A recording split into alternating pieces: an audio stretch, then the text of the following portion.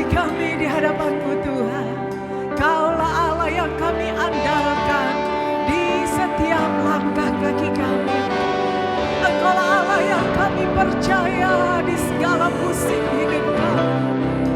Oh, mari kita naikkan syukur kepada Tuhan. Naikkan syukur di hadapan Tuhan. Terima kasih.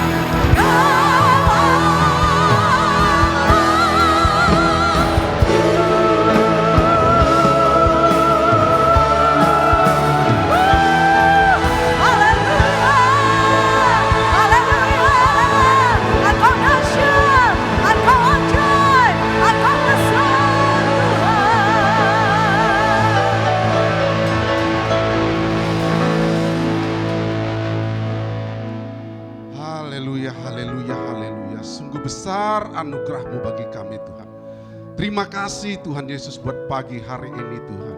Ibadah yang begitu indah ya Tuhan. Karena Engkau hadir bersama-sama dengan kami pada saat hari ini Tuhan. Kami meninggikan nama-Mu Tuhan. Biarlah nama-Mu saja yang dipermuliakan Tuhan.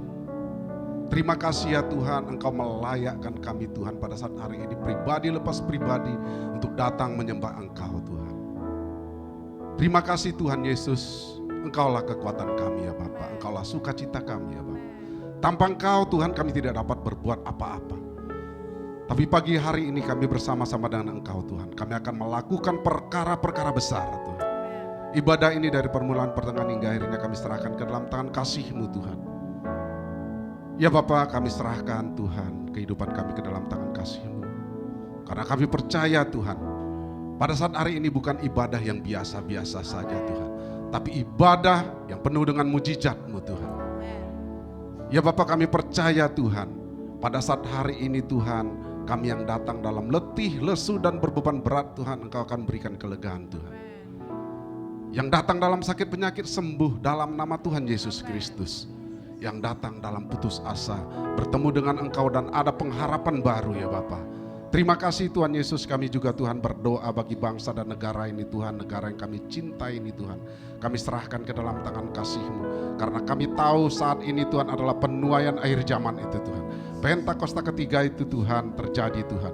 Engkau memberikan kekuatan, memberikan hikmat yang baik bagi pemerintahan kami Tuhan. Ada roh yang takut akan Engkau Tuhan, Kau taruhkan pada presiden Tuhan, wakil presiden, menteri-menteri, bahkan sampai ke RW dan ke RT ya Bapak. Sehingga Injil-Mu dapat disebarluaskan ya Bapak. Dan setiap lutut bertelut, setiap lidah mengaku bahwa Yesus Kristus adalah Tuhan. Terima kasih Tuhan Yesus. Kami juga Tuhan berdoa bagi Provinsi Riau ini Tuhan. Kami serahkan Tuhan PJ Gubernur ke dalam tangan kasih-Mu Tuhan. Biarlah Tuhan Kau pakai Tuhan Gubernur ini juga Tuhan. Jadi alat-Mu Tuhan. Ada roh yang takut akan Engkau Tuhan. Sehingga Riau ini berkemenangan. Terima kasih Tuhan Yesus. Kami juga Tuhan berdoa bagi TNI, Polri Tuhan, semuanya ke dalam tangan kasih-Mu. Ada unity di antara mereka Tuhan. Dan damai sejahtera-Mu melimpahi bagi bangsa dan negara kami. Kami juga Tuhan berdoa bagi gembala pembina kami Tuhan, beserta wakilnya. Biarlah Bapak Kau pakai dengan lebih heran lagi Tuhan. Kemanapun mereka melangkah Tuhan, ada tangan kasih-Mu menuntunnya Tuhan. Saat Tuhan mereka melangkah, ada mujizat demi mujizat Tuhan. Kami percaya Tuhan, melalui hamba-hamba-Mu ini Pentakosta ketiga itu terjadi Tuhan. Terima kasih Tuhan Yesus, sehingga bangsa dan negara ini Tuhan, rakyat Indonesia ini Tuhan, berkemenangan dalam Engkau Tuhan. Kami juga Tuhan berdoa bagi gembala kami di tempat ini Tuhan, Gembala Rayon Tuhan beserta ketiga wakilnya. Kami percaya Tuhan ada unity yang kudus Tuhan. Kau berikan pada mereka, Kau berkati keluarga mereka Tuhan, anak-anak mereka Tuhan. Dan Tuhan pelayanan mereka berhasil di dalam nama Tuhan Yesus Kristus. Terlebih Tuhan pada saat hari ini kami akan mendengarkan firman-Mu melalui hamba-Mu Tuhan yang Kau utus di tempat ini Tuhan. Kau pakai hamba-Mu dengan lebih heran lagi. Kau singkapkan Tuhan firman-Mu Tuhan. Sehingga firman-Mu itu Tuhan yang memberikan kekuatan bagi kami Tuhan. Ibadah ini Tuhan kami serahkan ke dalam tangan kasih-Mu Tuhan.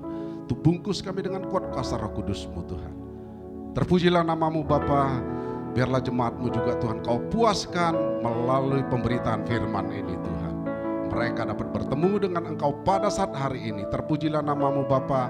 Demi nama Tuhan Yesus Kristus kami ucap syukur dan berdoa. Haleluya. Amin. Amin. Berikan tepuk tangan yang lebih baik lagi dari ini saudara. Yang sudah mengalami kasih Tuhan dalam hidupnya, saya boleh lihat tangan-tangan yang terangkat, yang sungguh-sungguh sudah merasakan kasih Tuhan. Kasih Tuhan kepada kita tak pernah berkesudahan.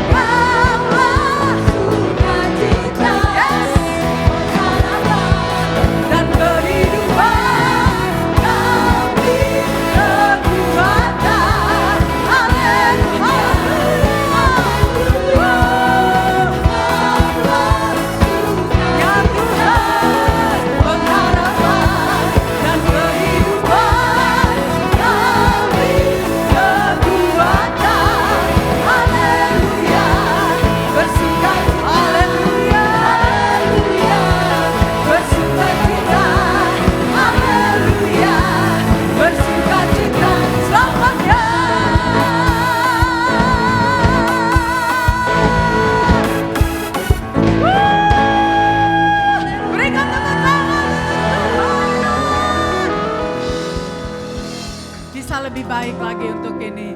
Yang sudah mengalami kebaikan, Tuhan bisa lebih berikan yang terbaik untuk Tuhan. Tepuk tangan sorak-sorai, tepuk tangan sorak-sorai untuk Tuhan. Lebih lagi untuk Tuhan. Haleluya, haleluya. Sungguh jiwa kami bergirang karena-Mu Tuhan. Hati kami penuh dengan sukacita melihat kebaikan-Mu dalam hidup kami, melihat perbuatan-Mu yang ajaib, bukan dari kata orang, tetapi dari pengalaman kami bersama dengan-Mu. Tiap-tiap kali Tuhan, kami memuji menyembah-Mu, hati kami bergetar, hati kami sungguh-sungguh terkagum dan hormat akan Engkau. Oh ya Rabba Sandara Lawasaka ya Allah. Terima kasih Tuhan, terima kasih. Engkaulah kekaguman kami, Engkaulah Allah yang kami puji, kami sembah sampai selama-lamanya. Terima kasih Tuhan, terima kasih. Terpujilah Engkau kekal selama-lamanya. Dalam nama Tuhan Yesus, amin. Silakan duduk kembali Bapak Ibu yang dikasihi Tuhan. Kita akan memberikan persembahan pertama. Mari kita berdoa sekali lagi terlebih dahulu. Setiap apa yang mau kami tabur Tuhan, sebenarnya benihnya dari Tuhan. Kami memberi dengan penuh sukacita. Tuhan Yesus memberkati berlimpah-limpah. Dalam nama Yesus, amin. Sebentar kita akan mendengarkan firman Tuhan. Bulan ini adalah bulan keluarga. Satu keluarga akan berhasil apabila kasih Kristus yang menjadi dasarnya. Saya mengajak kita menyanyikan lagu Kasih Pasti Lemah Lembut.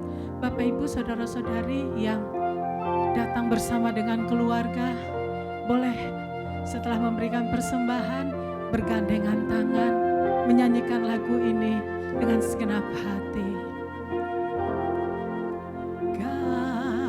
Kasih pasti lemah lembut,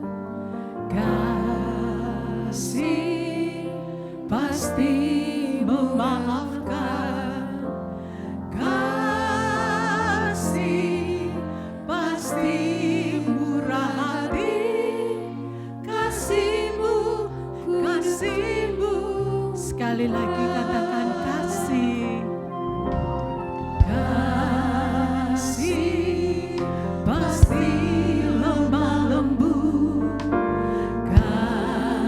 kasih pasti memaafkan,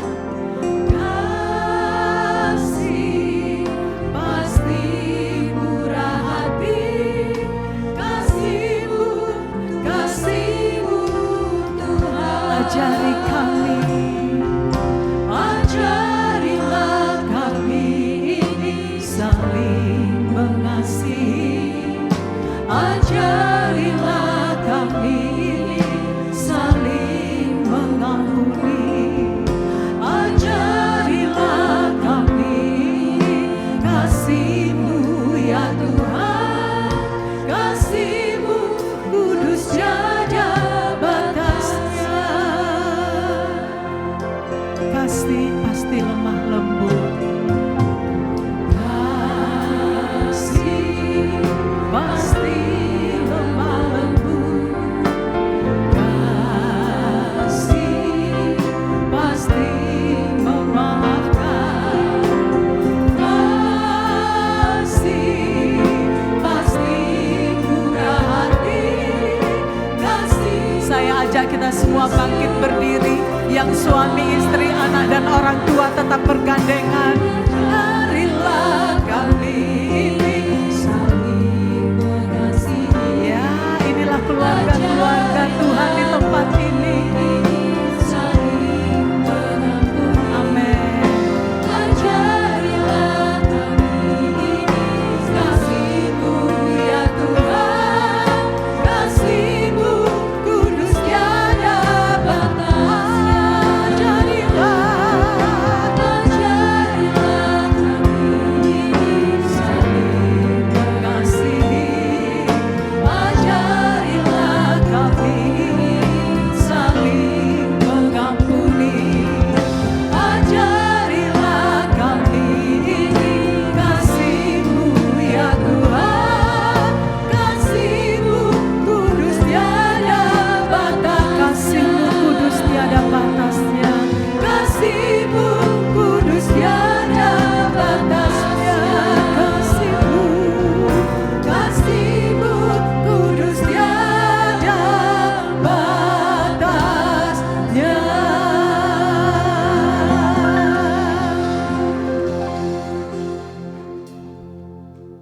Terima kasih Tuhan, panggilan-Mu dalam hidup kami, penebusan-Mu sempurna, roh kami, kalau tubuh kami kembali menjadi tanah, roh kami akan kembali kepada Bapa. Tapi selama kami tinggal di dunia, jiwa kami Tuhan sempurnakan dari hari ke hari. Supaya jadilah kehendak-Mu di bumi seperti di sorga. Keluarga kami seperti di sorga. Kami perlu menggali, belajar nilai-nilai firman-Mu, nilai-nilai kerajaan sorga. Supaya keluarga kami semakin sorgawi di dunia ini. Kami siap belajar dalam nama Tuhan Yesus. Amin. Berikan kemuliaan bagi Tuhan. Haleluya. Hari ini atau bulan ini bulan keluarga dan kita temanya keluarga. Dan hari ini 3 kali ibadah, 3 tema ya. Tadi ibadah 1 parenting, kedua pernikahan. Sekarang nanti sore mau datang lagi boleh, temanya ganti lagi ya. Bagaimana kita punya keluarga itu seperti di sorga. Karena cukup banyak yang keluarganya seperti di neraka. Makanya enggak betah di rumah ya, keluar rumah pulangnya selama mungkin. Bapak Ibu kalau ngelihat pasangan, gak usah sekarang ya. Kalau pas di rumah itu ngelihat pasangan itu bicara apa sih dalam hati? Biasanya atau kadang-kadang ada sih yang bilang begini dalam hati. Model itu loh, modelnya itu loh, modelnya itu loh. Kok ada ya makhluk hidup model kayak begitu ya? Setan gitu ya. Jadi ada yang kalau lihat pasangannya itu diakhiri dengan kata setan. Ya enggak semuanya ya, enggak semuanya. Tapi ada yang seperti itu. Nah yang seperti itu tuh yang bikin sakit saudara. Makanya ada jurnal namanya honeymoon effect. Meneliti orang yang pacaran sampai bulan madu semuanya sehat. Orang pacaran itu apel pergi kehujanan.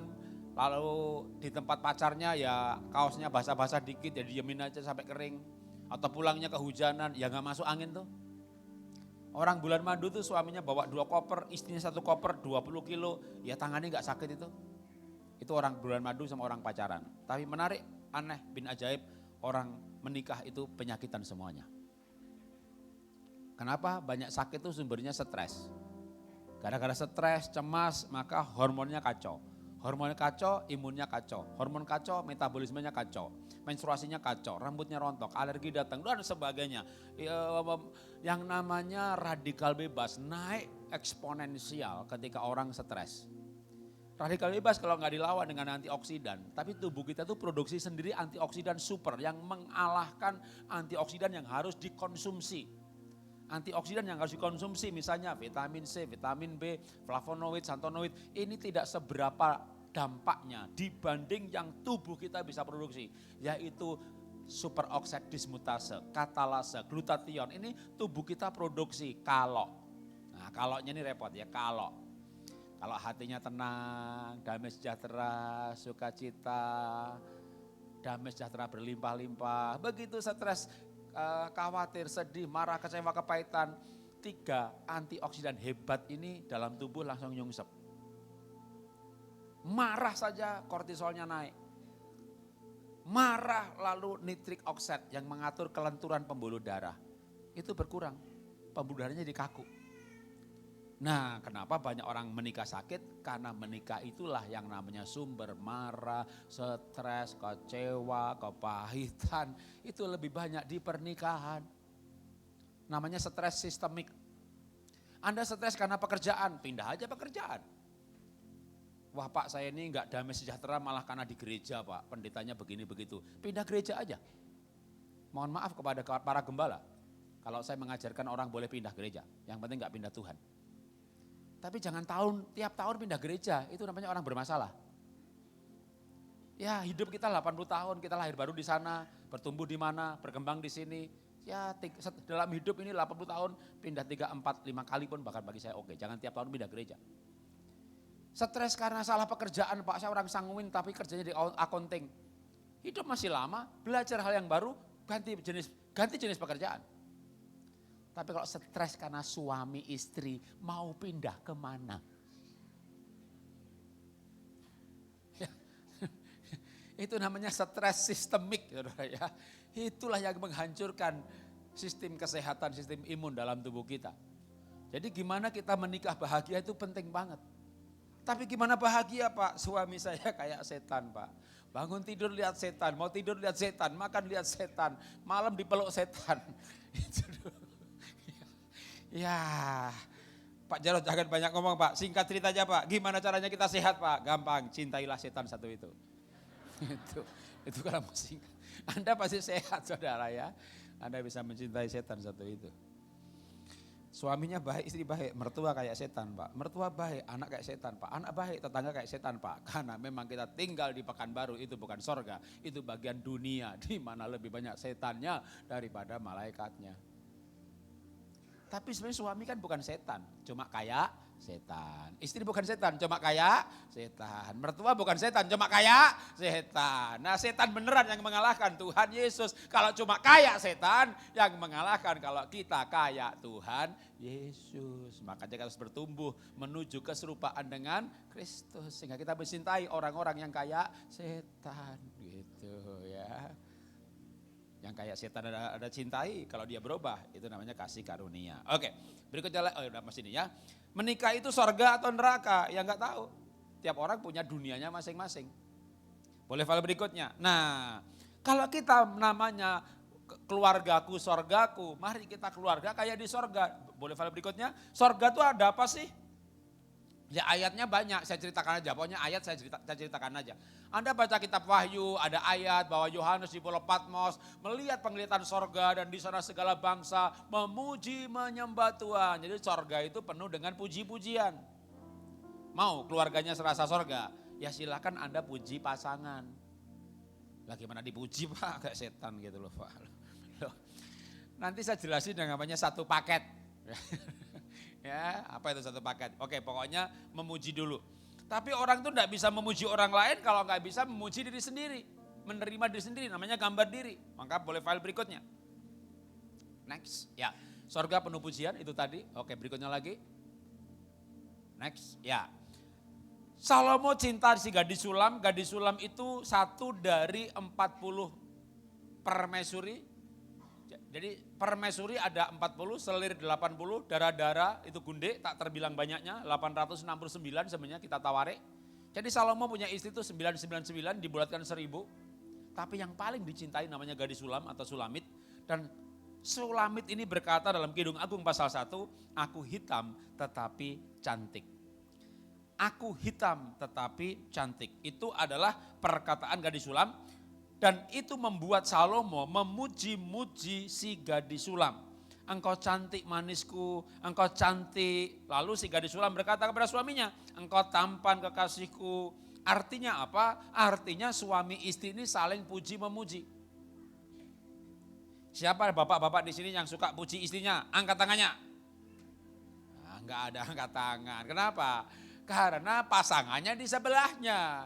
Kalau kebaktian kaum pria tok, istri nggak datang, banyak tuh angkat tangan, ya kan? Kalau hari Minggu, suami angkat tangan, kapan lo, ya kan? Kapan lo muji saya, ya kan? Kamu itu, gitu ya. Sama juga ibu yang suka puji suami, angkat tangan, susah angkat tangannya, ya kan? Nanti istrinya sodok, kapan lo muji saya, gitu ya. Mari kita belajar memuji. Gimana Pak kalau suami saya nggak baik, istri nggak baik? Boleh file berikutnya? Next, ya lewatin juga, next. Nah ini dia, saya bilang satu paket. Kalau Anda punya suami atau punya pacar dulu ya, aduh orangnya kreatif banget, idenya banyak loh gitu ya. Cheerful dan ceria, ya itu satu paket dengan orang yang namanya tidak rapi, tidak teliti, naruh barang sembarangan dan pelupa. Itu satu paket. Anda dulu punya orang pacaran atau punya suami impiannya dan didapatkan orangnya tegas loh, punya impian loh, kerja keras. Itu satu paket sama tidak berperasaan, galak dan kasar. Satu paket. Anak yang kreatif, nakal, satu paket. Anak yang lemah lembut ya kan, sama lelet dan lemot, itu satu paket. Anda punya istri yang teliti, rapi. Oh bukan istri, pacar ya. Wih lihat orang cewek kok teliti, rapi, seneng. Itu satu paket sama cerewet dan bawel. Anda punya pasangan yang baik, ya tenang, kalem. Udah aku kesaksian aja dah, biar gak menuduh ya. Istriku tuh baik banget kawan. Dan orangnya tenang. Anak saya kena COVID, delta, sesak nafas. Dia tenang. Jamnya makan. Jamnya tidur tenang. Saya bangkrut, dia gak khawatir, gak nanya kenapa. Padahal utang saya 18 miliar. Deposito cair sebelum waktunya. Saham dijual harga 1/5 saja daripada dibunuh. Itu istri saya jamnya tidur tenang. Orangnya tenang ya. Orang tenang, orang baik, satu paket. Dengan tidak romantis. Cuek dia, tenang sama cuek itu satu paket. Kalau Anda punya istri suami yang tenang, tagihan belum dibayar, tenang, itu tenang. Ya anak hampir gak naik kelas, tenang gitu ya. Orang tenang sama baik, satu paket. Dan tidak romantis, satu paket. Jadi jangan nunggu dia ngajak bercinta, 6 bulan juga dia gak ngajak. Itu satu paket. Kalau Anda punya pasangan yang baik, tenang, tapi jarang, kayak gak ada inisiatif gitu loh. Ya, itu ingatlah firman Tuhan, mintalah maka akan diberi. Itu bukan soal mintalah saja. Ya, dia terus diajak, yuk makan ke sana yuk gitu loh. Yuk kita liburan ke sana yuk gitu ya. Jadi baik sama tidak ada inisiatif, itu satu paket. Maka dalam gambar ini, orang itu ada positifnya, ada negatifnya. Yang baik tadi ya plekmatik, yang cerewet tadi ya melankolik, yang kasar tadi ya kolerik. Yang tidak rapi itu ya sanguin. Tapi dia satu paket dengan kebaikannya. Atau Anda lihat baiknya selama ini. Selama pacaran. Satu paket. Uang itu gambar angka satu paket. Coba lihat pasangannya. Satu paket. Sadar ya. Sadar ya. Satu paket. Nah sekarang gimana kita bahagia? Bahagia itu kita bisa melihat positifnya pasangan. Menceritakan positifnya pasangan. Kepada anak-anak, nak mamamu ini orangnya baik. Gak pernah berantem sama mama. Gitu. Ceritakan baik-baiknya aja. Pasangan itu jeleknya gak usah diceritain ke anak. Yang jelek itu anak juga lihat kalau dia jelek. Tapi kalau kita menceritakan kebaikan pasangan kepada anak-anak, anak belajar juga melihat sisi positifnya orang lain. Sisi positif diri sendiri. Itu pelajaran berharga kawan. Dan ketika kita menceritakan baiknya, dunia ini besar atau kecil? Ya besar banget sih. Kita terbang berjam-jam aja, 18 jam mungkin baru sampai ke Amerika sana, kalau non-stop. Tapi ya kecil banget sih.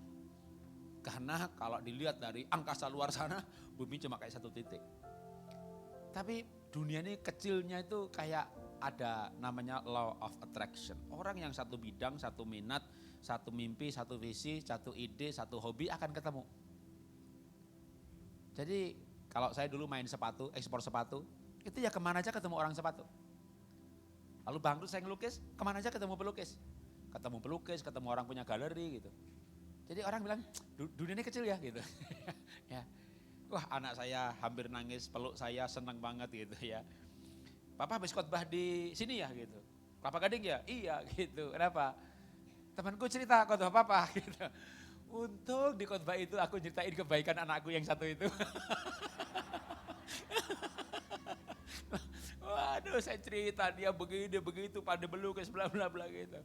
Padahal sisi negatifnya, aduh istri saya buta darah sama anak saya. Tapi ya nggak usah diceritakan gitu kan. Karena dunia ini kecil banget.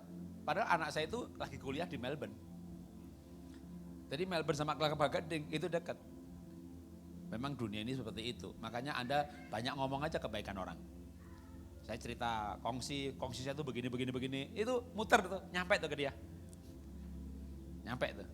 Jadi kita kongsian makin akrab sampai kayak keluarga. Saya kongsian dengan kongsi saya itu tahun 92 sampai hari ini. Gak nambah kongsi, gak kurang kongsi. Memang kita hanya berdua saja. Karena saya selalu menabur bercerita tentang kebaikan dia. Makin dia dengar, wah sampai dikhotbahkan lagi gitu ya. Dia makin hormat, makin trust. Akhirnya kita kayak kakak adik aja. Kongsian dari tahun 92 sampai 2024. Maka berceritalah kebaikan orang lain. Termasuk kebaikan makhluk hidup satu itu yang di sebelahmu, yang engkau nikahi, yang baginya dia itu unik banget. Tapi satu paket. Tinggal Anda lihat baiknya atau lihat jeleknya.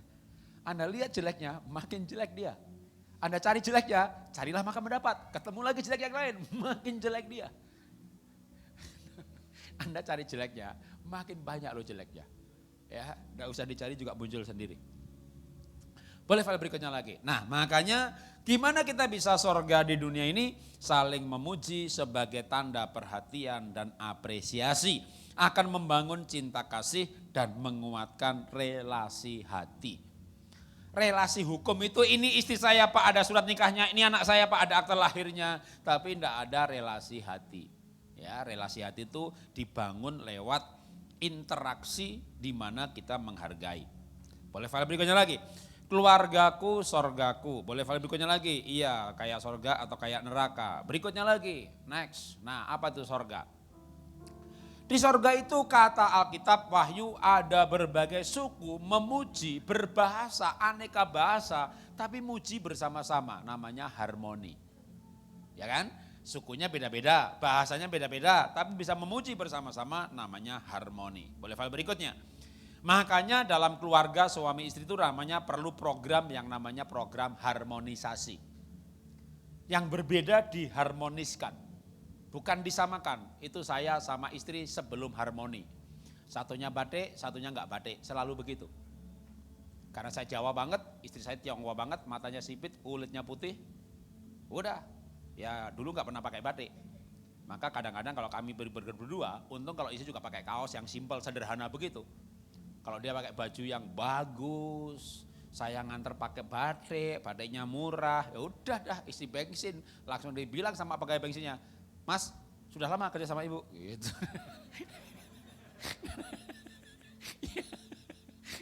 Saya pulang bilang anak saya, nak kurang ajar tuh tukang bensin. Masa papa dibilang sopirnya mama? Gitu ya. Anak saya, makanya pak pakai baju yang benar. Papa di pengusaha, pegawainya banyak. Sebelum saya bangkrut saya punya pegawai 300-an. Saya gaji pegawai itu tiap bulan kira-kira 2,8-2,9 miliar. Belum listrik segala macam, 3,5 miliar ongkos bulanan. Biaya operasional bulanan. Lalu saya bangkrut, rugi 260 miliar. Ya memang skala usahanya segitu. Tidak banyak orang yang tahu saya pengusaha, kebanyakan taunya saya pendeta kan gitu. Karena khotbah terus. Apalagi lihat penampilannya kan gak meyakinkan pengusaha gitu ya. Tapi kalau kedutaan besar Amerika lihat saldo saya. Visa 2 hari keluar saudara, tidak perlu datang. Upload aja. Afrika Selatan itu 14 hari, istri saya masukin data aja online. 2 hari keluar saudara ya. Kalau Anda saldonya banyak, gak perlu tuh data itu, sertifikat rumah, kopi surat pernikahan, gak butuh. Jadi orang itu gak perlu kelihatan kaya, yang penting saldonya ada. Cuma abis itu kami bangkrut saudara, waduh 2019 bangkrut. 2021 2 tahun, 2019, 2021 itu 260 miliar habisnya lebih. Bahkan utang 18. Jual ini, jual itu, untuk anak saya sekolah, jual mobil, istri saya deposito cair sebelum waktunya, emas dijual, cincin dijual. Ya masih bersyukur aku punya istri itu punya simpenan emas 61 kilo. Emas Jarot. Wijanarkau. 61 kilo ya.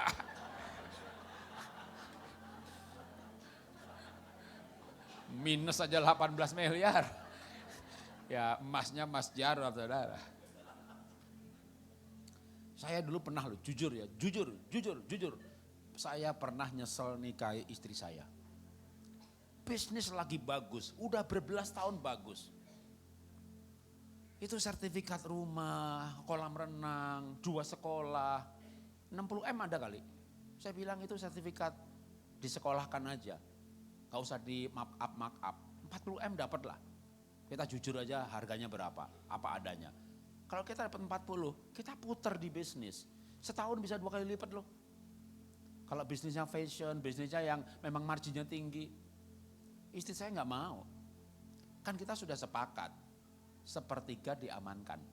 Jadi satu bisnis kalau setahun misalnya kata untung, biar gampang hitungnya, 3M gitu ya. 1M dia pegang, 2M saya putar lagi. Coba buka ini, buka production house, buka sekolah animasi, buka grosir, saya usaha pernah punya macam-macam usaha. jual beli mobil pernah, production house pernah, buka PH pernah, IO pernah. Dan saya nggak bisa buka IO kecil di Jakarta, enggak, 18 provinsi gitu. Saya bisa cari klien bank. Oke, program tabungan anak Indonesia aku pegang gitu loh. Jadi skalanya mau yang gede, tapi begitu rugi, gede juga. Nah, waktu ada usaha yang bagus banget, saya bilang sama istri, sertifikat disekolahkan, aku puter. Dia bilang, ini kita udah sepakat, sepertiga itu diamankan, jangan tidak diamankan lagi. Loh ini aman, ini udah berapa tahun, 10 tahun lebih biru terus. Daripada disimpan di brankas. Itu ya naiknya dari nilai tanahnya aja naik. Waduh, dia tetap gak mau pokoknya. Memang wanita tuh paling pandai pegang harta, pedang uang, pedang sertifikat tuh pandai banget. Sudah masuk, enggak bisa keluar. Dan jujur saya pernah, ini otaknya di mana sih gitu lah. Enggak punya otak dagang sama sekali. Matanya sipit. Saya belok, saya Jawa, dia Tionghoa. Tapi saya mengerti kenapa dia enggak bisa dagang, karena dia anak pendeta. Jiwanya pelayanan. Jadi ya sudah, akhirnya saya ngalah kan. Udah biar dia pegang aja sertifikat gitu kan. Memang wanita tuh makhluk ajaib. Dia pegang sertifikat rumah, sertifikat deposito, damai di bumi. Singkat cerita saya bangkrut kan. Nah walaupun rugi saya itu ratusan miliar. Kenapa muka saya tetap tenang dan aman? Karena yang dipegang sama dia aman semuanya. Itu aset rumah segala macam, sekolah, properti. Ya kalau sekarang 70-80 M ada kali. Kalau dulu itu dicemplungkan, ya disita bank lah. Jadi kadang-kadang punya istri pesimis itu jengkelnya minta ampun. Tapi waktu bangkrut dan rumah tidak disita, kita baru bilang, untung ya kamu tuh orangnya hati-hati. Untung aku menikah sama kamu. Jadi kadang-kadang kesadaran itu memang muncul belakangan. Kita pernah nyesel, jengkel menikah sama istri yang pesimis, tapi begitu bangkrut, orang lain bangkrut cuma 1 miliar katakanlah. Tapi rumahnya yang 300 juta disita. Lalu masa tua kontrak-kontrak. Saya ruginya 260 miliar. Tapi rumah aman semuanya. Jadi sebenarnya masalah saya itu gak berat. Masalah saya gak berat. Karena begitu bangkrut rumah gak ada yang disita. Rumah, sekolah, kolam renang masih ada semuanya. Bagaimana mau disita? Yang pegang pinter banget. Sudah masuk, gak bisa keluar. Jadi namanya perbedaan tidak harus disamakan. Optimis sama optimis, nyungsep habis. Gimana yang optimis dan pesimis ini bisa bersama-sama? Susah. Kadang-kadang harus punya pengalaman tertentu kayak saya begini gitu ya. Tapi makin lama, oke boleh file berikutnya aja. Makin lama ya Alkitab berkata laki-laki meninggalkan ayah ibunya lalu bersatu dengan istrinya sehingga keduanya menjadi satu dan apa yang dipersatukan. Jadi menikah tidak untuk menjadi sama. Maka jangan mentraining pasangan untuk menjadi sama dengan dirinya. Kalau mentraining pasangan, misalnya ibu rapi, pasangan enggak rapi, lalu yang tidak rapi ini ditraining supaya rapi. Yang mentraining darah tinggi, yang ditraining darah rendah. Yang rapi ya tugasnya merapikan saja. Yang tidak rapi punya tugas yang lain. Orang yang tidak rapi satu paket, ingat aja satu paket. Yang tidak rapi itu biasanya pandai bergaul, banyak ngomong. Ya udah suruh marketing. Tapi suami saya nggak pandai ngomong pak, nggak pandai bergaul pak. Dia galak pak, saya dagang toko pak. Suruh apa kerja dia pak, galaknya kayak begitu. Bersyukur punya suami galak. Jadiin dia tukang tagih. Anda punya suami, shalom, haleluya, suruh tagih. Ya sampai di sana malah sharing. Terus yang punya utang malah didoakan. Lalu dia pulang cerita, itu kasihan orangnya. Terus saya sumbang, ya, bukan nagih malah tambah keluar. Kamu tuh gimana sih? Orang baik ya jangan kebaikan. Itu kamu dibohongin sama dia. Dia main drama itu cerita begini begitu. Memang benar anaknya sakit. Itu kejadian 3 tahun lalu, sekarang udah sehat. Oh iya toh. Aduh kamu tuh goblok apa baik sih gitu ya kan. Goblok sama baik satu paket. Makanya yang goblok sama baik jangan suruh nagih, nanti malah nyumbang.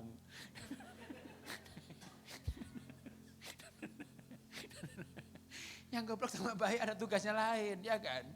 Jadi tergantung Anda itu tipenya apa, satu paket itu apa dan apa, pasti salah satu paketnya itu bisa untuk kerja bagian apa gitu loh. Bagi-bagi tugas aja. Ya, kalau bagian kreatif saya, bagian robos saya, nabrak paturan saya gitu ya. Bagian mengamankan istri saya gitu. Catat-catat istri saya. Ya, kita akhirnya berbagi tugas. Kenapa? Menjadi satu, tidak menjadi sama. Kalau menjadi satu gampang, menjadi sama susah. Boleh file berikutnya? Saya ingat banget pernah khotbah hal ini, kita lewatin saja, berikutnya lagi. Kesimpulan, suami istri berdoa supaya dipakai Tuhan menjadi alatnya bersama-sama. Jadi memang berbeda, tapi panggilannya berbeda-beda, keunikannya berbeda-beda. Jadi kita tidak harus menyamakan, tapi menyatukan. Tuhan lihat Adam tidak baik seorang diri saja, aku jadikan penolong. Tapi untuk bikin penolong itu Tuhan ambil justru tulangnya si Adam. Maka yang tidak ada di Adam menjadi ada di Hawa. Yang tidak ada di bapak adanya menjadi di ibu, namanya jodoh. Yang tidak di bapak adanya di ibu. Bapak nggak ada rapinya sama sekali, ibu rapi, itu jodoh. Supaya yang rapi tadi kerjanya merapikan, yang tidak rapi kerjaannya marketing, dagang atau yang lain lagi. Karena setiap orang punya kelebihan. Ya, oke, boleh file berikutnya lagi. Suami istri yang berbeda, tim yang hebat yang saling melengkapi bersama-sama melayani Tuhan. Nah, walaupun berbeda tidak menjadi sama, tapi sebenarnya kalau saling menyesuaikan ya itu akan menjadi semakin baik. Boleh file berikutnya lagi. Kembali kepada sorga dan neraka. Apa itu sorga? Boleh file berikutnya lagi. Sorga, next. Boleh berikutnya. Itu keluarga saya. Nah, berikutnya lagi, apa itu sorga? Next. Sorga itu penuh dengan puji-pujian, kata Alkitab. Lalu apa memujinya? Kudus, kudus, oh gitu ya, berarti sorga itu kudus. Nah, kalau keluarga mau seperti sorga, maka kekudusan itu harus dibawa kepada keluarga. Tapi zaman sekarang itu kudus itu susah. Pada zaman dulu ya, cerita zaman dulu ya. Zaman dulu itu ada raja namanya Daud, penuh pujian dan penyembahan. Terus dia lihat tetangganya Batseba mandi, dia liatin gitu ya. Kalau Anda lihat film, kalau Anda ke Amerika, dekat New York, ya jauh juga sih, New York masih 2 jam, New Jersey, itu ada Opera House. Ya, judulnya ya gonta-ganti, tiap bulannya itu beda-beda. Kalau pas dapat yang mengenai King David, ternyata Batseba mandi, bernyanyi, bersenandung, Daud liatin, lalu dipanggil waktu Daud gelisah nggak bisa tidur, si Batsebanya suruh mandi, suruh nyanyi gitu loh ya, suruh nyanyi. Ya. Tapi waktu lihat Batseba nyanyi kan kebayang kemarin dia mandi gitu ya kan.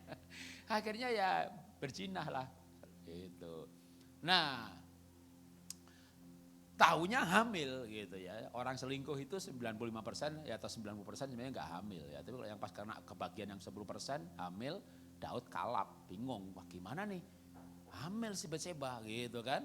Maka Daud panggil Uria, itu suaminya Batseba, pulang dari medan perang supaya serumah ya kan. Kalau di medan perang sudah lama pergi kan suami pulang ke rumah pasti pengen bercinta ya. Makanya ibu-ibu yang punya suami pergi keluar rumah ya, dagang 5 hari, pergi keluar kota 5 hari. Kadang suami yang lebih pergi itu ada baiknya loh. Jadi kangen gitu kan, jadi pengen bercinta. Suaminya gak pernah pergi, bapak ibu atau ibunya juga gak pergi. Serumah terus itu, berantem terus berdua, kemana-mana berdua, ngeyel berdua. Ya, malah gak pernah bercinta. Tapi kalau pergi gitu pulang jadi kangen gitu ya. Nah makanya Uria dipanggil sama Daud biar dia kangen sama istrinya gitu kan. Kangen bercinta kan. Nah nanti istrinya hamil itu kan kamu baru pulang. Udah ketutupan kan. Karena memang, tapi ternyata Uria ini idealis. Dipanggil pulang gak mau nginep di rumah. Pasang tenda depan rumah. Gak masuk rumah. Prajuritku semuanya di medan perang. Masa aku pulang nikmati istri.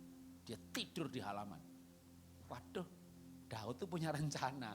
Biar dia tidur sama istrinya yang baru saja hamil itu loh. Kalau lahirnya itu 8,5 bulan, beda-beda seminggu 2 minggu, oke kan? Gak ketahuan kan? Istrinya, suaminya idealis. Ya sudah, akhirnya ya malah Urianya dibunuh sama Daud. Dibunuh lewat tangannya Yoab. Habis dibunuh, Batsebanya dinikahi. Kenapa Daud yang pujian penyembahan hamba Tuhan itu bisa selingkuh? Karena dia ngelihat Batseba mandi. Kok bisa ngelihat? Karena Daud punya istana 2 tingkat. Nah, tetangga-tetangganya Daud nggak bisa lihat Batseba, hanya yang punya rumah tingkat. Tapi zaman sekarang ini nggak perlu punya rumah tingkat untuk lihat Batseba dan teman-temannya mandi. Ya, boleh file berikutnya? Nggak perlu rumah tingkat karena ada di gadget. Di situ ada tante Batseba dan kawan-kawan, ya kan? Akhirnya banyak orang jadi cenderung seks menyimpang atau pengen selingkuh ya karena yang goda banyak banget.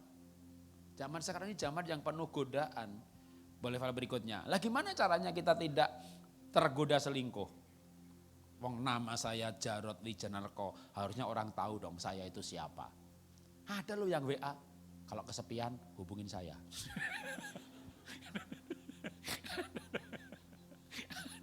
Ya ampun, itu kalau lagi luar kota sendirian atau apa istri lagi pergi, bahaya itu kan. Jadi orang sekarang itu godain siapapun digodain. Bahkan saya pernah dengar kasus orang wanita yang tukang selingkuh tapi sangat selektif. Ya berkelas lah istilahnya gitu ya. Jadi dia selingkuhnya itu cari yang konglomerat, yang kaya raya sekalian. Dan dia juga kaya, wanita kaya, janda kaya. Dia enggak butuh uangnya sih. Dia butuh sensasinya aja untuk selingkuhnya itu ya di Swiss, di mana, naik pesawat pribadi gitu. Tapi dia juga menggoda pendeta. Jadi, waduh, kacau deh ceritanya deh. Si ini, wah gawat ini gitu ya. Ternyata ada loh wanita yang punya obsesi itu pengen berselingkuh dengan hamba-hamba Tuhan. Dan publik tidak tahu, jemaatnya nggak tahu, istri pendetanya nggak tahu.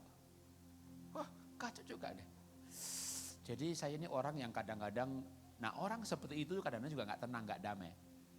Dalam pertobatannya, dalam konselingnya, tapi pengakuannya itu yang bikin saya.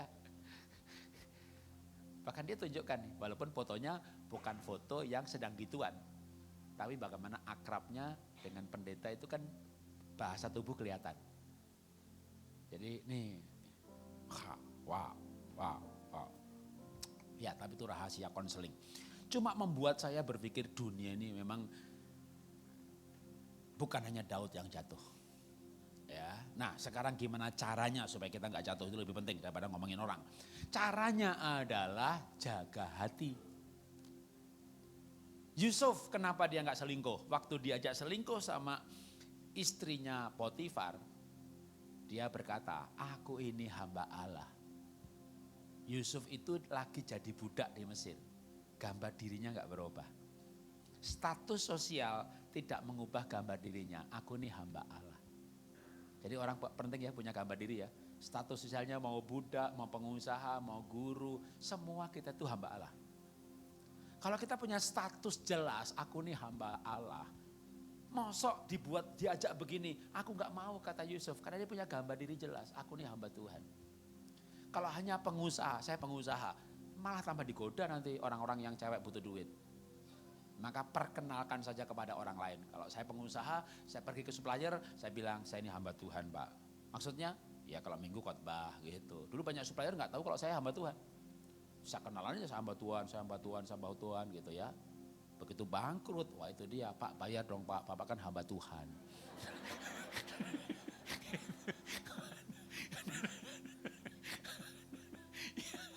Ya sudah, nah, ngaku mau lari kemana, gak bisa. Aduh, jual ini, jual itu, ya diikhlaskan aja. Kadang ikhlas itu, waktu kejadian ikhlas. Kita jual ruko misalnya 3 miliar, dijual cuma 1,5. Ya daripada dibunuh kan, ditagih atau diomongin orang, atau khotbah orang teriak, jual aja.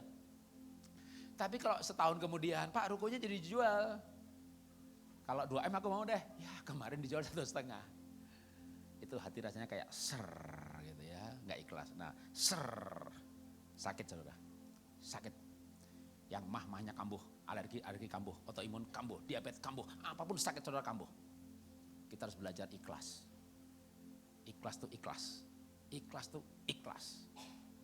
Saya pernah ditipu orang 500 juta. Ikhlas deh, ikhlas. Gampang ikhlas. Kenapa ikhlas? Saldo kita misalnya 10 miliar. Terus kita bangkrut. Terus kita dikejar-kejar mau dibunuh gara-gara utang 300 juta. Ingat dah yang 500 juta kemarin. Ya, jadi gak ikhlas ya. Kalau kita menyesali yang hilang, mati kita. Penyakit datang semuanya. Ikhlas tuh gak gampang kawan. Tapi kita belajar, yang ikhlas ya ikhlas. Yang dulu 500 juta sudah diikhlaskan, gak usah dipikir. Sekarang kerja aja lagi buat membayar.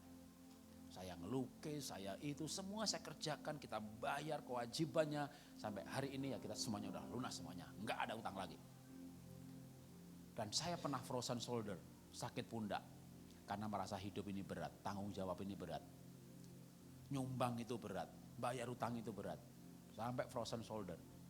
Akhirnya saya sugesti kata-kata firman Tuhan. Hidup ini tidak ada yang berat. Nyumbang dulu kamu kaya raya, kamu nyumbang itu biasa. Kamu bangkrut tetap nyumbang, itu yang luar biasa. Saya tuh dari tahun 98, tiap tahun bangun 2 sekolah di pedalaman. Setiap bulan 30-an sekolah kita biayai operasionalnya subsidi. Biaya operasional dan bangun sekolah di pedalaman setahun gak kurang dari 1 M. Tapi itu saya perpuluhan kedua. Karena saya bayar itu 20-30%. Tapi kalau omsetnya gede, gak masalah ya. Terus bangkrut. Nah, begitu bangkrut, perpuluhan itu kan dari net take home pay. Gaji 10 juta, perpuluhan 1 juta. Nah, kalau nganggur gak punya gaji, ya gak bayar. Usaha untungnya 100 juta, ya perpuluhan 10 juta. Nah kalau bangkrut malah punya utang, ya gak bayar, gak ada untungnya. Masa perpuluhannya utang, gereja aku punya utang 10 miliar, 10% gereja yang bayar ya, kan nggak bisa. Perpuluhan utang mana ada. Jadi begitu bangkrut, yang sumbangan tadi itu kecil jadi gede banget. Saya stop, nggak tega, diteruskan, nggak kuat. Frozen shoulder.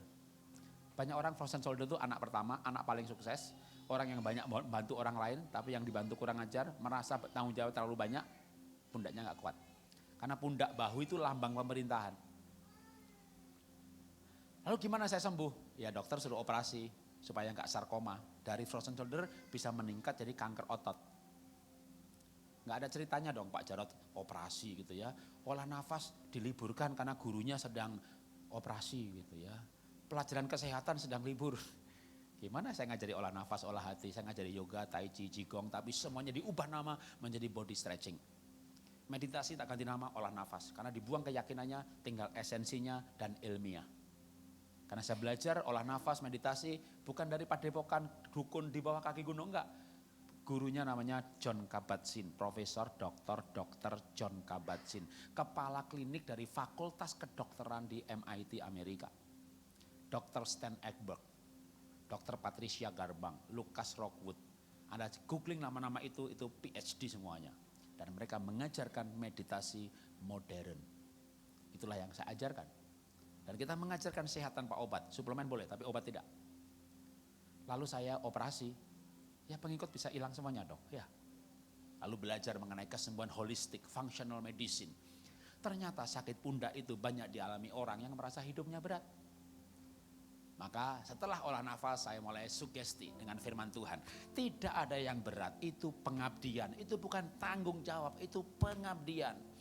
Jangan membayar, jangan memberi dengan duka cita, tapi berilah dengan sukacita. Ada tertulis Tuhan memberi berkat kepada orang yang memberi dengan sukacita. Kenapa kamu sakit pundakmu? Karena kamu gak sukacita, tapi kamu duka cita, merasa berat. Hidup ini tidak berat, segala perkara dapat kutanggung dalam Dia yang memberi kekuatan kepadaku. Tak pukuli pundak saya, saudara.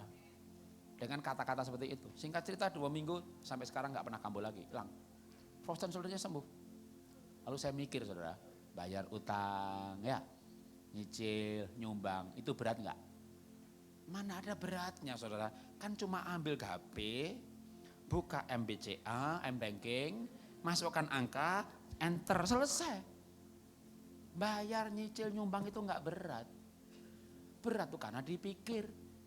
Maka jangan dipikir, tapi ditransfer. Utang kok dipikir, ditransfer. Ditransfer gitu ya. Oke, balik ke sini.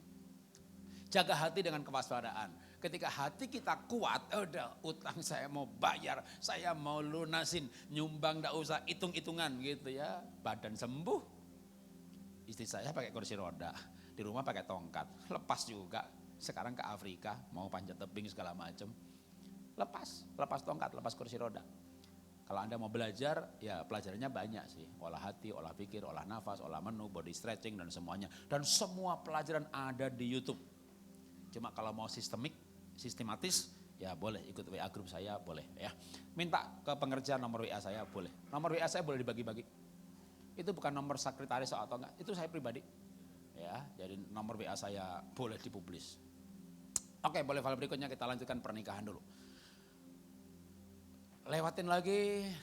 Nah, tak kasih quote aja. Setia itu mahal karena itu tidak bisa dilakukan oleh orang yang murahan. Oke, boleh file berikutnya lagi. Alkitab berkata, Amsal, bahwa orang baik banyak tapi setia siapa yang mendapatkannya. Boleh file berikutnya lagi, tapi gimana caranya kita setia? Saya kasih beberapa ayat saja sebagai penutupnya atau boleh file berikutnya, ya. Supaya setia tentu suami istri harus merasakan sorga. Apa itu sorga? Sorga itu ada yang namanya gairah cinta kasih. Ya, bukan suam-suam kuku tapi menyala-nyala. Tapi gimana bisa seperti itu? Boleh file berikutnya.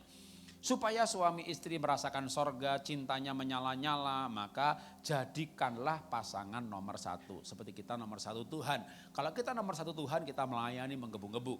Sama juga nomor satu Tuhan. Bagaimana orang tua taruh di nomor 2 atau nomor 3? Bagaimana anak taruh nomor 2 atau nomor 3? Tapi nomor satu itu pasangan. Kalau pasangan naik urutan prioritas nomor 1 dan orang tua turun prioritas nomor 2, tapi nomor 2-nya orang tua ini kadang-kadang kualitasnya lebih baik daripada waktu dulu orang tua nomor 1. Jadi prioritasnya yang dibetulkan. Saya tutup kesaksian lalu selesai. Saya lahir di keluarga miskin di mana ibu saya bangun jam 3 pagi, jam 5 pagi, jam 4 pagi, bikin goreng-gorengan, bikin ini, bikin itu, bikin es lilin zaman dulu. Lalu saya jualan es lilin, saya ngantar gorengan ke warung-warung. Dari saya masih kecil, umur 2-3 tahun sampai saya SMP, kita menderita bersama-sama. Penderitaan bersama-sama bikin bonding ikatan keluarga yang menderita bersama-sama kuatnya luar biasa. Penderitaan masa kecil juga memunculkan impian, dream, masa passion, alam bawah sadar. Kalau aku sukses, aku memberkati keluarga. Maka waktu saya pacaran, saya bilang sama pacar saya, kamu orang Tionghoa diberkati, ekonomi menengah ke atas, aku orang Jawa miskin. Saya jujur sama pacar saya, kalau saya orang miskin. Lalu menikah. Setelah menikah, istri saya kaget. Aku tahu kamu miskin, tapi kenapa Pak Demu miskin, Pak Lekmu miskin, Budemu miskin, pamanmu miskin, tantemu miskin, ponakanmu miskin. Lah aku udah bilang dari dulu aku orang miskin. Ya kamu miskin, tapi kenapa keluarga besarmu miskin semuanya? Iyalah orang kaya, pamannya kaya, tantenya kaya. Kalau orang miskin, ya kere grup namanya. Ya kan? Semuanya kere. Ya kan? Kok baru sadar? Aku gak bohong. Ya tapi jadi berat banget tiap bulan bantu adik, ponakan segala macam. Akhirnya kita sepakat. Kamu punya gaji, aku punya gaji. Memang gaji istriku 3 kali lipat di awal pernikahan. Kita terbuka ya, kamu bantu adikmu berapa, saya yang bantu adik berapa, kita sepakat dan terbuka. Jadi gaji itu 1 bulan berapa, untuk apa saja kita terbuka. Tapi memang waktu itu kita konsepnya istri pegang gajinya sendiri, saya pegang gaji saya. Pegang masing-masing, tapi terbuka, bagi tugas juga. Kamu listrik, aku telepon gitu, tagihan telepon. Kamu beli lauk, aku beli berasnya. Anak sekolah, kamu SPP, saya uang pangkal. Gitu, kita dulu gitu. Awal-awal pernikahan tuh bagi-bagi begitu, bagi-bagi tugas. Duitnya pegang masing-masing. Kalau sekarang udah ganti pola lagi, tapi dulu pernah polanya begitu. Makanya dengan istri itu sejak hari pernikahan, gaji itu saya terbuka. Gaji terbuka, gaji ya kan. komisi lain.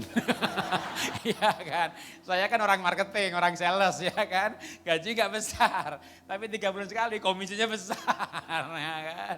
Jadi komisi ini teman-teman di kantor kan bilang begini, Rod komisi itu uang laki-laki Rod, kalau gaji uang perempuan, jadi gajinya terbuka, komisi jangan ya, istri itu kasih aja 3 bulan sekali pokoknya 5 juta, nanti kalau komisi kita 15, 10, sisanya itu dana taktis namanya, dana strategis ya kan, buat traktir teman, buat apa gitu ya. Jadi perkataan teman-teman itu ya saya renungkan siang dan malam ya kan. Makanya begitu saya dapat komisi, ya bener itu. Saya cerita sama istri itu cuma 5-6 jutanya gitu ya. Saya lebih sebenarnya. Nah lebihnya itu tak kasih ibu saya. Ibu saya senang banget, dia telepon sama istri saya bilang terima kasih. Aduh, udah itu susah itu urusannya. Waduh, bilang terima kasih sama istri saudara. Ya sudahlah kita berantem lah. Kita pernah berantem, lalu saya bilang sama istri ya saya minta maaf, saya berjanji untuk tidak mengulangi lagi. Karena saya nggak pernah lihat istri nangis, nggak pernah, waktu itu nangis dia, saya berjanji. Dan setelah itu ya betul-betul saya ulangi lagi. Karena kan saya berjanji tidak mengulangi lagi, itu mulut saya berkata begitu, tapi di hati saya itu lain kali harus hati-hati gitu kan. Jadi lain kali ya saya hati-hati saudara ya kan. Saya bilang sama ibu dulu, Bu, itu istri gak tahu Bu, ibu jangan telepon istri. Wah saya dinasihati sama ibu saya, nah itu gak bagus, jangan begitu, kamu hamba Tuhan. Bu, firman Tuhan berkata memberi tangan kiri, tangan kanan jangan tahu, apalagi tangan istri Bu. Firman Tuhan berkata, hiduplah dalam damai sejahtera. Setidak-tidaknya kalau itu tergantung padamu. Kalau saya cerita gak damai, kalau saya gak cerita damai. Jadi tergantung saya Bu, supaya damai. Saya tidak cerita, itu ayatnya ada Bu. Udah, tak kasih ayat banyak, ibu saya bingung sampai dia. Udah percaya Bu, pokoknya. Udah akhirnya, begini Bu singkatnya Bu. Singkatnya begini Bu. Ibu mau duitnya apa enggak? Mau, kalau mau diem. Jadi ibu saya di Solo, saya meninggalkan ayah ibu saya tinggal di Jakarta. Meninggalkan lokasi, tapi prioritas saya masih ibu. Ibu saya masih nomor 1, istri saya nomor 2. Saya ngasih lebih banyak kepada ibu. Jadi tetap saya lakukan dengan diam-diam transfer saja. Saya orang sanguin, ingat satu paket tadi, kreatif, tidak teliti. Bukti transfer kececer, gitu kan. Ketahuan yang kedua kali, beberapa bukti transfer saudara. Waduh istri saya tuh betul-betul, wadah. Ya saya salah saudara, saya salah. Ya sudah. Udah pokoknya kacau dah. Maka akhirnya saya gak mau transfer. Tunggu adik datang ke Jakarta, kasih cash. Kasih cash. Wah, tapi wanita tuh punya marifat loh saudara. Dia kayaknya lihat wajahnya beda gitu atau gesturnya beda, langsung tanya, kamu ngasih uang adik? Iya gitu. Mana mungkin saya bohong sama Tuhan. Kamu ngasih uang adik? Iya. Berapa? Ya 500.000 lebih lah. Oh ya sudah gitu ya. Selamat. 500.000 lebih.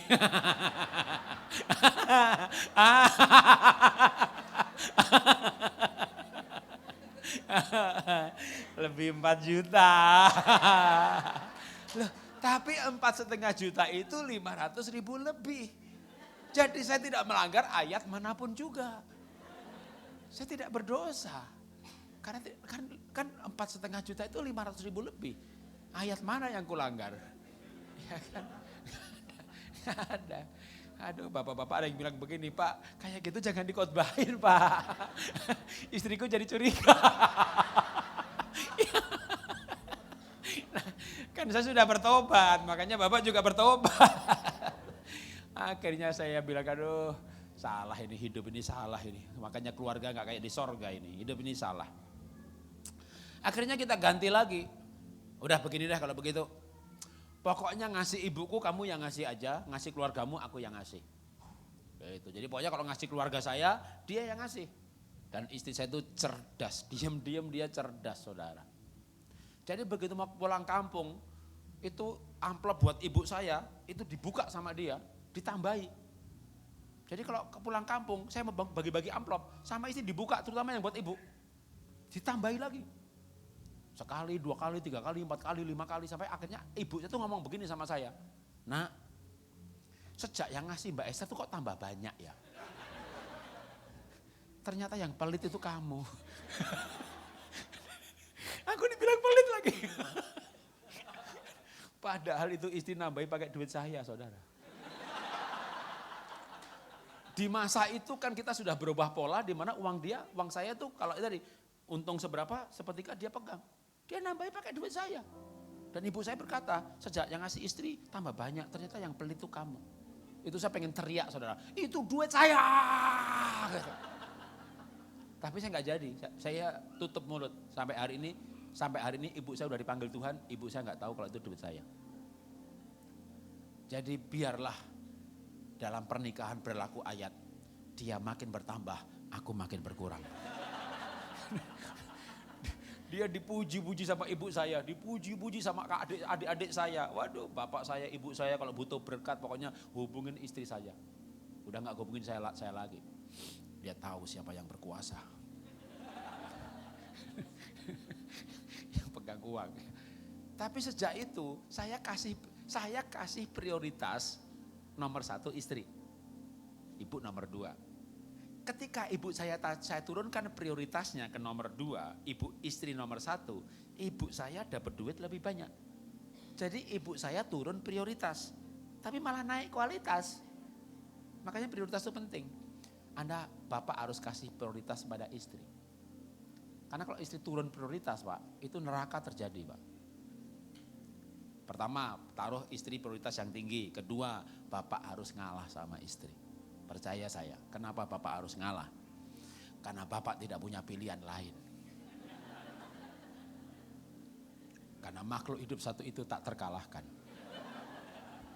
Sebelum saya turun dari mimbar, mungkin saya mau tanya satu aja dah. Siapa Bapak di sini yang berhasil mengalahkan istrinya, boleh angkat tangan. Saya mau belajar. Karena saya belum berhasil kalahkan dia. Saya sampai merenung gitu. Hebat sekali ya. Hebat kali makhluk hidup yang namanya perempuan. Perempuan. Hebat kali dia. Karena dia penolong. Penolong itu lebih hebat daripada yang ditolong.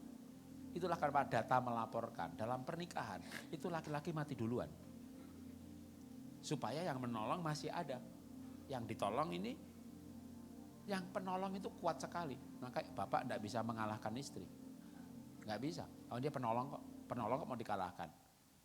Penolong itu Bapak kan laki-laki, dibuat dari tanah. Kemarin seminar saya ajarkan, tanah itu ditendang ya pecah. Mau bikin gentong, bikin apa, mau dibakar jadi keras, tendang pecah. Kan bahannya tanah, laki-laki itu bahannya tanah. Lah wanita tulang, Anda banting pun ya gak pecah. Tulang tahu kan, kalau di orang Batak tulang, atau Pekanbaru. Udah ngomong tulang yang beneran aja. Tulang yang beneran itu dibuang dagingnya, dibuang ototnya, itu halus sekali. Makanya wanita itu makhluk halus, Pak. Yang susah dimengerti. Itu setan bisa ditengking. Anda gak bisa tengking istri, Pak. Gak bisa. Dikerasin gak bisa. Diiniin gak bisa. Yang belum menikah angkat tangan. Laki-laki belum menikah, laki-laki aja. Laki-laki belum menikah. Laki-laki belum menikah, apa pendapatmu soal perempuan? Dia halus, lemah lembut.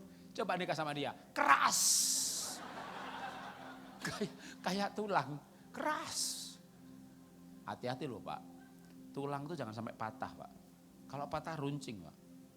Nah kalau Bapak bikin istri patah hati Pak, mati kau Pak. Itu runcing Pak, itu runcing, itu kayak tulang yang patah, itu runcing. Kata-katanya runcing, mati kau Pak, kalah kau Pak, kalah. Nanti Bapak sambil dengerin khotbah gini atau di rumah sambil makan coba merenung aja. Makhluk hidup itu tak terkalahkan. Salah Pak Jarod khotbahnya Pak. Kalau bertengkar tak tempeleng Pak. Kami bertengkar Pak dan saya menang bertengkar Pak. Tak tempeleng dia diem Pak. Bapak menang bertengkar. Bapak kalah relasi. Bapak menang bertengkar tapi kalah relasi. 2 minggu, 3 minggu Bapak pengen bercinta. Baru pegang-pegang aja, jangan pegang-pegang. Belum di kasur, baru jangan pegang-pegang. Akhirnya Bapak bingung gimana nih, baru pegang gak bisa. Akhirnya Bapak baik-baikin dia. Kalau mau ke mall tak antar yuk. Mau beli apa tak bayarin. Siapa yang kalah? Ya. Sadarlah Pak. Makhluk hidup satu itu tak terkalahkan Pak. Kenapa tak terkalahkan? Karena dia diciptakan tidak untuk dikalahkan, tetapi untuk dicintai. Amin ibu-ibu. Amin. Ya. Mari kita duduk kepala, kita berdoa. Bapak, kami belajar firman-Mu, kami belajar nilai-nilai kehidupan, dan melalui ini semuanya biar kami boleh suasana sorga cinta kasih mengalir dalam keluarga kami, keluarga yang sorgawi. Di bulan keluarga ini komitmen kami pada keluarga kami bawa di hadapan Tuhan untuk kami setia, kami berbuat baik kepada keluarga, kepada pasangan, memberikan prioritas yang benar. Supaya kasih-Mu nyata dalam keluarga kami Tuhan. Berkati pernikahan-pernikahan yang ada, berkati keluarga-keluarga. Di dalam nama Tuhan Yesus kami sudah berdoa dan belajar. Haleluya, amin. Tuhan berkati. Haleluya. Puji Tuhan untuk setiap firman Tuhan yang sudah kita dengarkan. Biarlah di setiap keluarga kita terjadi di bumi seperti di surga. Amin. Saat ini kita akan memberikan persembahan kita yang kedua. Perpuluhan, ucapan syukur, janji iman, dan persembahan-persembahan khusus lainnya. Mari kita berdoa terlebih dahulu. Berkat yang kami terima berlimpah-limpah, bukan hanya berupa materi, tetapi sukacita damai sejahtera di keluarga kami, di kehidupan kami. Terima kasih Tuhan untuk kesehatan, kekuatan yang Kau beri. Terima kasih untuk penyertaan-Mu yang sempurna.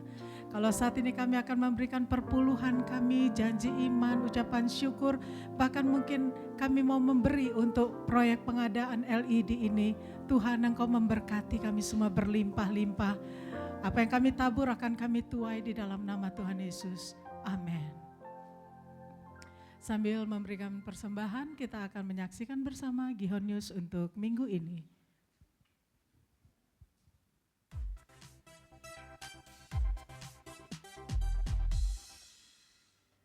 Shalom, Gembala dan pengerja serta seluruh jemaat mengucapkan terima kasih kepada Bapak Pendeta Jarod Wijanarko yang telah memberkati kita semua melalui penyampaian pesan firman Tuhan pada hari ini. Tuhan Yesus memberkati Bapak dan keluarga berlimpah-limpah. Amin. Shalom, berikut ini kami sampaikan informasi kegiatan gereja selama sepekan yang terangkum dalam Gihon News. Ibadah Raya Minggu 23 Juni 2024 GBI Gihon Central Plaza pukul 7.30, 10.30, dan 17 waktu Indonesia Barat akan dilayani oleh sesi 1 dan 2 Bapak Pendeta Gede Widiada, sesi 3 Pastor Wilson. Dan Ibadah Raya Minggu GBI Gihon Hotel Bono pukul 9 waktu Indonesia Barat dilayani oleh Bapak PDM Akiet. Ibadah Mandarin Minggu 23 Juni 2024 pukul 14 waktu Indonesia Barat akan dilayani oleh Pastor Wilson, bertempat di Main Hall Gihon Center Central Plaza lantai 2.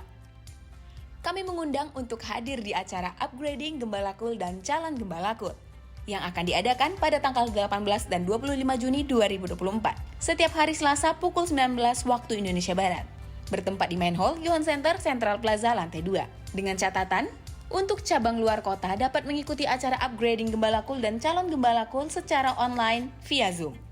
Mari Gembala Kul dan Calon Gembala Kul, daftarkan diri Anda, kontak person Saudari Lena Silalahi. Menara Doa Bersama, Rabu 19 Juni 2024, pukul 18.30 waktu Indonesia Barat, di Main Hall Gihon Center Central Plaza lantai 2. Kami mengajak seluruh jemaat untuk sama-sama masuk dalam Menara Doa ini.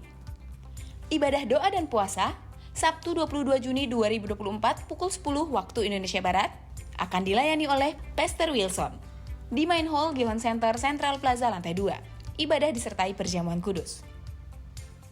Fellowship Senior Happy Group. Kami informasikan bahwa acara Fellowship SHG akan diadakan pada hari Sabtu 22 Juni 2024, pukul 12 waktu Indonesia Barat, di Geri 12 Room Gihon Center Central Plaza lantai 2. Dengan sukacita kami menunggu kehadiran Bapak Ibu, terima kasih.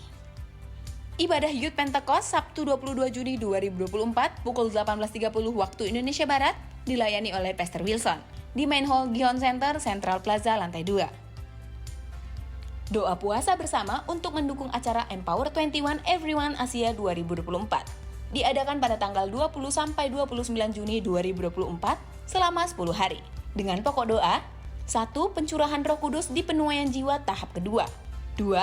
Acara Everyone Asia tanggal 3 sampai 5 Juli 2024 di SICC. 3. Kebangkitan generasi Yeremia. 4. Penyelesaian amanat agung. Dengan catatan, 1. Jenis puasa ditentukan oleh masing-masing pribadi dan lebih banyak masuk menara doa. 2. Doa puasa ini wajib untuk pelayan jemaat dan aktivis, serta dihimbau untuk jemaat. Pesan ini disampaikan oleh Bapak Gembala Pembina, Pendeta Dr. Insinyur Niko Nyotora Harjo.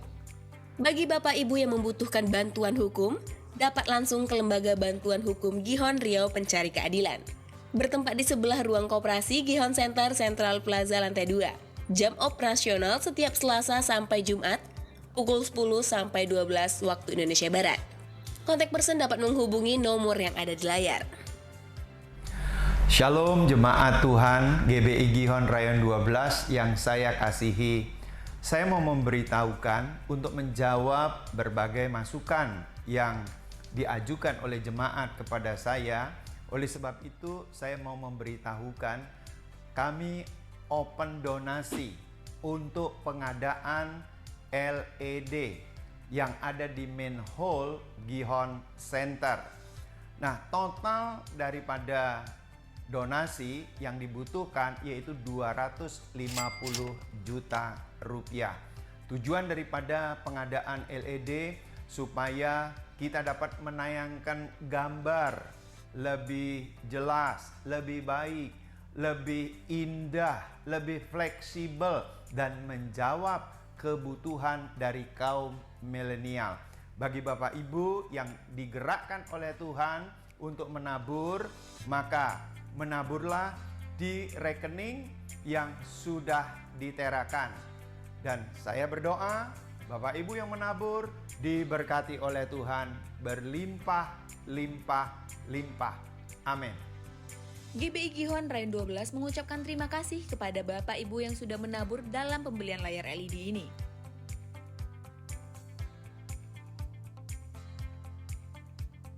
Tuhan Yesus memberkati Bapak dan Ibu serta keluarga berlimpah-limpah. Amin.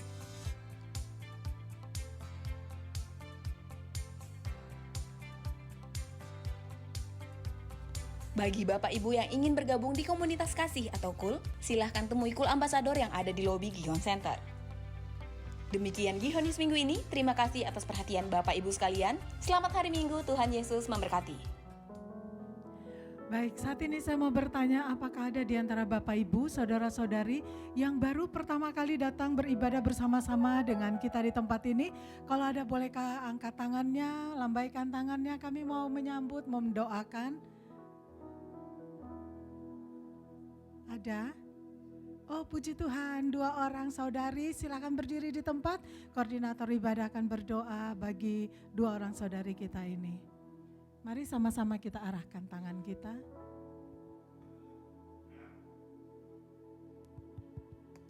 Puji Tuhan, hari ini kita kedatangan 2 ibu yang hadir bersama dengan kita pada saat hari ini. Kami juga mengajak bila belum ada tempat yang menetap boleh bergabung di tempat ini. Tanda sukacita kita akan berdoa. Terima kasih Tuhan Yesus, segala puji syukur hormat kemuliaan bagi nama-Mu. Ya Bapa, Engkau berkati Tuhan saudari kami yang hadir pada saat hari ini Tuhan. Kau berkati dia dengan penuh dengan damai sejahtera. Kau berkati keluarganya Tuhan. Dan apapun yang dilakukannya berhasil dalam nama Tuhan Yesus Kristus. Terpujilah nama-Mu Bapa. Haleluya. Amin. Mari kita bangkit berdiri bersama-sama.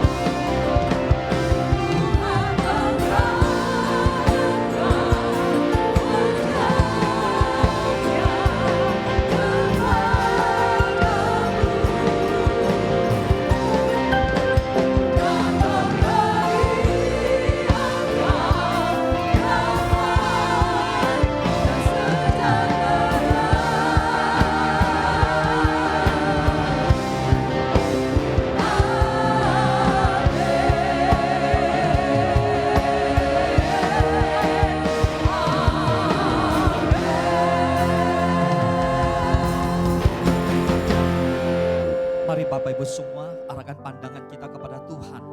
Saudara kekasih, pulanglah. Bawalah berkat damai, sukacita yang melimpah-limpah dari Allah Bapa Surgawi di dalam putranya yang tunggal Tuhan kita Yesus Kristus.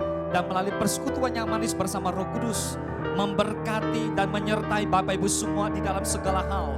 Mulai pagi siang hari ini sampai Maranatha Tuhan Yesus datang kali yang kedua, bahkan sampai selama-lamanya. Mari Bapak Ibu semua yang diberkati Tuhan, bersama-sama kita katakan amin.